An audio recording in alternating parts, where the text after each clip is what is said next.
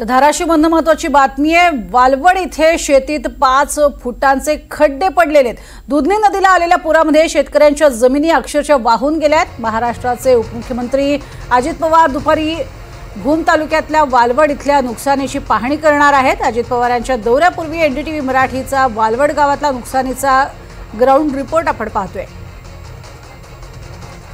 माहिती घेऊयात ओमकार कुलकर्णी यांच्याकडनं। ओमकार, अतिशय भीषण अशी स्थिती पाहायला मिळतेय आणि या संदर्भातले सगळे अपडेट्स आणि सगळा आढावा घेतलेला आहे ओमकार कुलकर्णी यांनी, तो पाहूया। धाराशिव जिल्ह्यात मागील 2 दिवसापासून पावसाने अक्षरशः हायदोस घातलेला आहे आणि याच पावसामुळे धाराशिव जिल्ह्यातील भूम, परंडा, कळंब या तालुक्यांमधील शेतजमीन जी आहे ती पुरती वाहून गेलेली पाहायला मिळते। शेती पिकांचं मोठं नुकसान झालंय। जो नद्यांना पूर आलेला होता त्याच्यामध्ये अनेक नागरिक देखील अडकल्याची जी बातम्या ज्या आहेत ते समोर आलेल्या आहेत। त्यांना आता सुखरूप काही जणांना बाहेर काढले तर काही जणांना काढण्याचं काम जे आहे ते सुरू आहे। यातच महाराष्ट्राचे उपमुख्यमंत्री एकनाथ शिंदे आणि अजित पवार या धाराशिवच्या दौऱ्यावर आहेत। तत्पूर्वी सध्या जर पाहिलं तर आपण धाराशिव जिल्ह्यातील बाणगंगा नदीच्या काठावर आहोत। या ठिकाणी जर पाहिलं तर वाळवड नावाचं गाव आहे आणि या ठिकाणी जर मी ज्या ठिकाणी उभा आहे तो जो खड्डा आपण आता या गावातला पाहताय तो खड्डामधले जे कुठला काही वडा नाही किंवा कुठली काही नदी नाही, काही नाही, तर हे एका शेतकऱ्याचं शेत आहे आणि त्या शेतकऱ्याच्या शेतामध्ये नदीला आलेल्या पुरात ही जी शेतातील माती आहे ती वाहून गेलेली आहे आणि अक्षरशः भला मोठा खड्डा या ठिकाणी पडलेला पाहायला मिळतोय।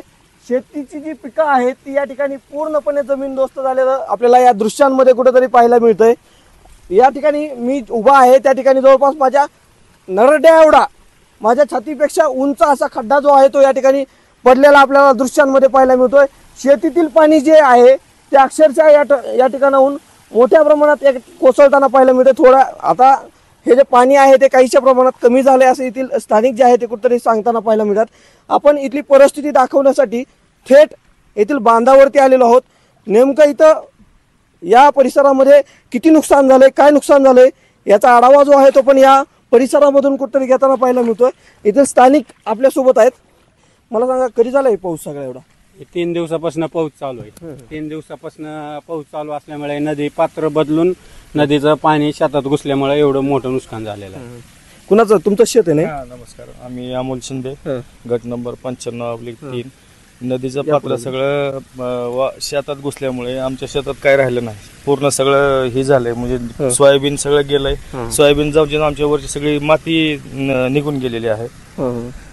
सोयाबीन पण हाताला नाही आणि शेती पण हाताला नाही राहिलेली आहे। शेती पण हाताला हा, आता काय एवढे मोठे खड्डे झाले, आता ह्यात कसं भरून काढायचं? चालता पण येत नाही, चालायला येत नाही, पाणी अजून वाहतंय शेतात ना, ती बी कमरेत का छातीत का पाण्यात आपण चाललोय। आता हे किती खड्डा पडलाय मोठा, आणि एक नाही खड्डा, या अर्धा एकरचा खड्डा असा पडलाय, हे भरून कधी काढायचा?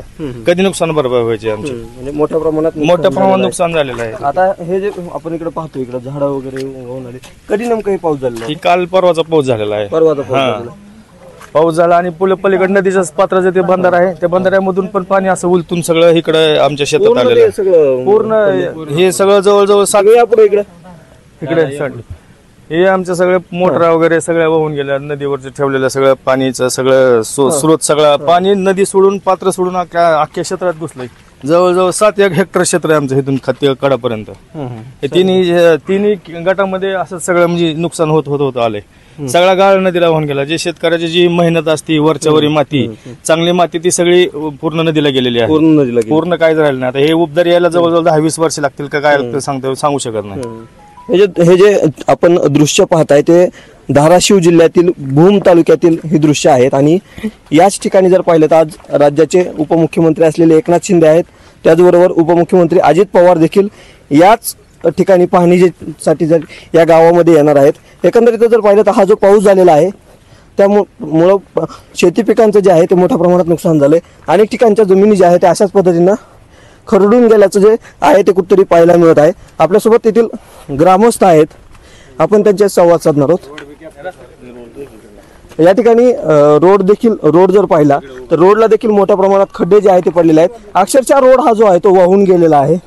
मोठ्या प्रमाणात या गावाचं जे आहे ते नुकसान कुठतरी या पुरामध्ये झालेलं आहे। आपल्यासोबत येथील स्थानिक ग्रामस्थ आहेत।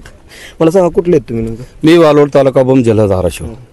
कधी पाऊस झाला हे सगळं एवढं मोठं? सोमवार रात्री आणि मंगळवार रात्री अति प्रचंड अशी महावृष्टी झाली असल्यामुळं या वालवड एकटं गाव नसून हिवारड आहे, रळायसांग आहे, पाटसांग आहे, गणिगाव आहे.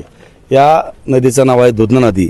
या दुधना नदीनं इतकं रौद्र रूप धारण केलं की नदी पात्रापासून पूर्वेकडे अर्धा किलोमीटर आणि पश्चिमेकडे अर्धा किलोमीटर जो काय ह्या काळाभोर नदी पट्ट्यातला जो पीक उभं पीक होतं ते होत्याचं नव्हतं झालं. आणि जमिनी अक्षरशः तुम्ही आता दाखवलं टीव्हीवर परस्पर खड्डे 2-2 परस खड्डे पडून त्या शेतकऱ्याची माती वाहून गेली. भरून येणारं नुकसान या अतिवृष्टीमुळे झालेलं आहे. आणि जो आता आपण या रोडवर जे आहेत हा सुद्धा रोड 3,50,00,000 मंजूर आहे, याचं काम चालू आहे. आणि हा सुद्धा रोड अक्षरशः पाण्याने होताचा नव्हता करून टाकला. म्हणून करता शासनाकडे एक माझी एवढीच विनंती राहील, आपल्या स्तरावरून तलाट्यामार्फत कृषी सहाय्यकामार्फत कागदोपत्री पंचनामे चालू आहेत, परंतु एवढ्यावर काय शेतकऱ्याचं नुकसान भरून न येणार आहे. मग एवढंच एक आवाहन करायचे आणि कळकळीची विनंती करायची सरकारला की पंचनामात वेळ न घालवता एक सरसकट अनुदान जाहीर करावं. ज्या ज्या शेतकऱ्याच्या जमिनी खोदून गेल्यात, भरभरून माती वाहून गेली, त्या शेतकऱ्याला जेवढं काय त्याचा खर्च होईल एवढंच फक्त त्या नुकसान भरपाई नुकसान भरपाई द्यावी असं सांगताय. किती ठिकाणी परिस्थिती याची गावामध्ये?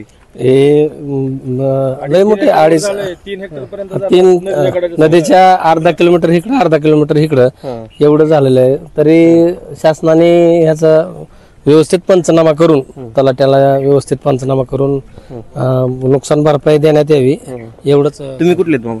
इथले काय जमीन तिथे बंदराच्या पाड्याच्या बाजूने. काय तुमचं काय नुकसान झालं नेमकं? अर्धा पाऊण एकर वाहून गेले सगळं. वाहून गेले? हा. कधी बघितला का एवढा पाऊस? आयुष्यात नाही. किती वय चालू आहे तुमचं? माझं आता वय 78. 78. हा. आता काय मागणी असणार आज उपमुख्यमंत्री येत आहेत? काय शासनाने नुकसान भरपाई द्यावं आणि बाकीचं काय करा. नुकसान भरपाईची मागणी इथं या ठिकाणी करण्यात येते. आणखीन काय शेतकरी आहेत मला सांगा, नेमकं कधी बघितला होता का असा पाऊस? काय नुकसान झालं आता? कधीच नाही कधीच बाई. आता हे उपमुख्यमंत्री तुमच्या इथे येणार आहेत, काय तुमची मागणी असते? काय ओला दुष्काळ जाहीर करावं शासना. अच्छा, ओल्या दुष्काळाची मागणी जी आहे ते शेतकरी कुठतरी या ठिकाणी करताना पाहायला मिळत आहेत. आज उपमुख्यमंत्री अजित पवार जे आहे ते याच वालवड गावामध्ये येणार आहेत आणि तत्पूर्वी आपण इथला आढावा घेतलेला आहे. इथली परिस्थिती जी आहे ते NDTVच्या माध्यमातून प्रेक्षकांपर्यंत पोहोचवतोय, सरकारपर्यंत कुठतरी पोहोचवतोय. आणि येथील जे शेतकरी आहेत त्यांनी कुठतरी आता ओला दुष्काळ जाहीर करून लवकरात लवकर शेतकऱ्यांना भरी मदत करावी अशी मागणी केलेली आहे. त्याचबरोबर एक महत्त्वाचा मुद्दा म्हणजे ज्या जमिनी खरडून गेलेल्या आहेत त्याबाबत देखील कुठतरी मदत करावी अशी मागणी केलेली आहे. कालच येथील स्थानिक आमदार जे आहेत तानाजी सावंत यांनी उपमुख्यमंत्री एकनाथ शिंदेंना याबाबत एक नवीन धोरण कुठतरी लागू करावं अशी मागणी देखील केलेली आहे. आणि याच अनुषंगाने पुढील काय कारवाई होते का याकडे आपलं लक्ष असणार आहे. ओंकार कुलकर्णी, NDTV मराठी, धाराशिव.